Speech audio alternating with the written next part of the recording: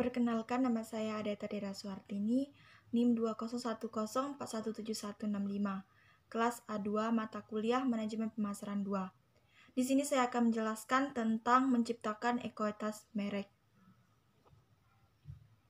Pentingnya merek. Merek adalah salah satu hal inti atau sesuatu yang sangat berharga bagi suatu perusahaan.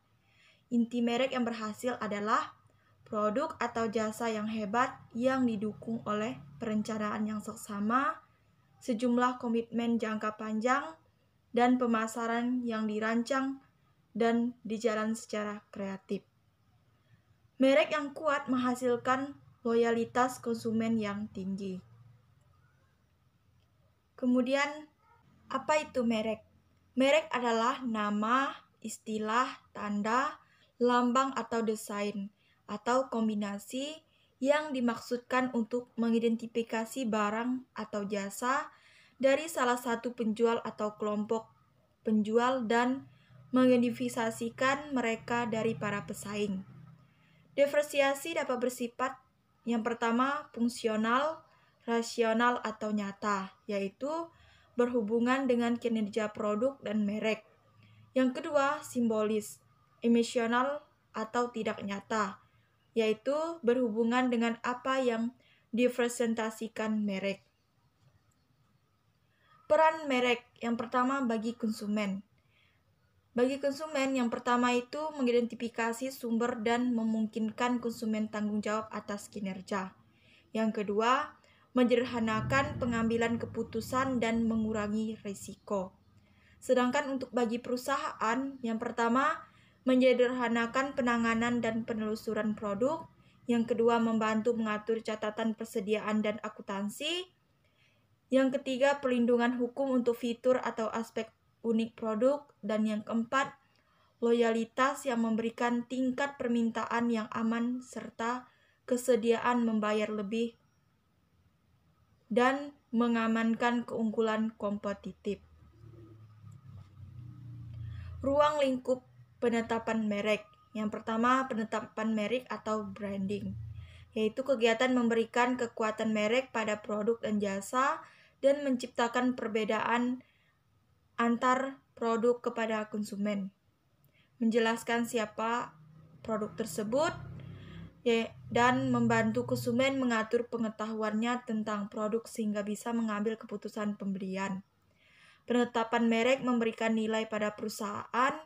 Agar dapat tercipta, konsumen harus diyakinkan ada perbedaan, berarti perbedaan merek sering berhubungan dengan yang pertama, atribut atau manfaat, yaitu 3M Gillette atau Merckx.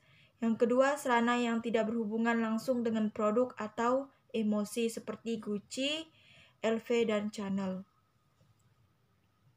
Selanjutnya adalah ekuitas merek. Ekuitas merek atau brand equity adalah nilai tambah yang diberikan pada produk dan jasa.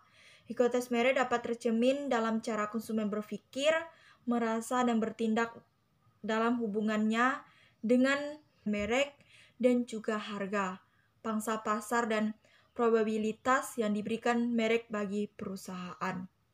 Ekuitas merek berbasis pelanggan, yaitu pengaruh diferensiasi yang dimiliki pengetahuan mereka atas respon konsumen terhadap pemasaran merek tersebut. Kemudian pengetahuan merek, yaitu sebuah pikiran, perasaan, citra, pengalaman, keyakinan, dan nilai-nilai yang berhubungan dengan merek.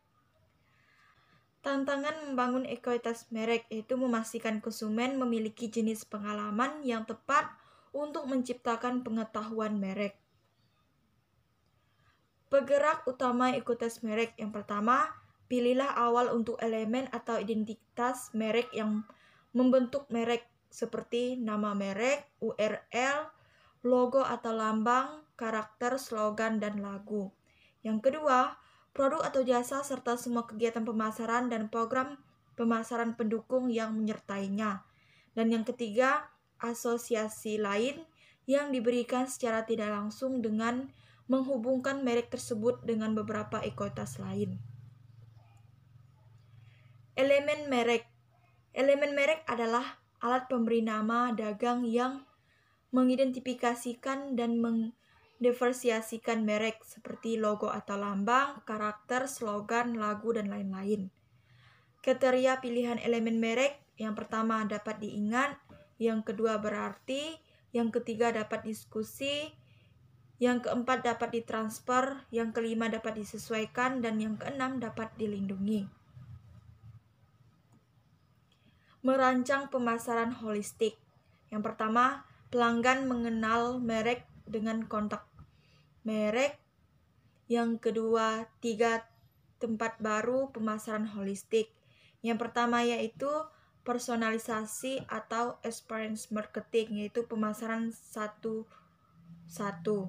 Yang kedua yaitu integrasi atau integrated marketing, yaitu integrasi yang baik akan terjadi saat perusahaan membuat suatu kegiatan dan menyusun program pemasaran untuk bisa diciptakan, berkomunikasi, dan juga memberikan nilai untuk konsumennya. Dan yang ketiga yaitu internalisasi, yaitu karyawan dan mitra paham merek kita. Pengelolaan ekuitas merek. Pengelolaan merek yang efektif merupakan tindakan jangka panjang. Yang pertama, penguatan merek seperti Pepsodent dan Coca-Cola. Yang kedua yaitu produk, manfaat, dan pemenuhan kebutuhan seperti bagaimana merek yang membuat produk lebih unggul. Yang ketiga, revitalisasi merek, yaitu Harley Davidson. Perubahan positioning karena perubahan selera dan preferensi konsumen, pesaing dan teknologi baru, dan perkembangan lain. Strategis penerapan merek.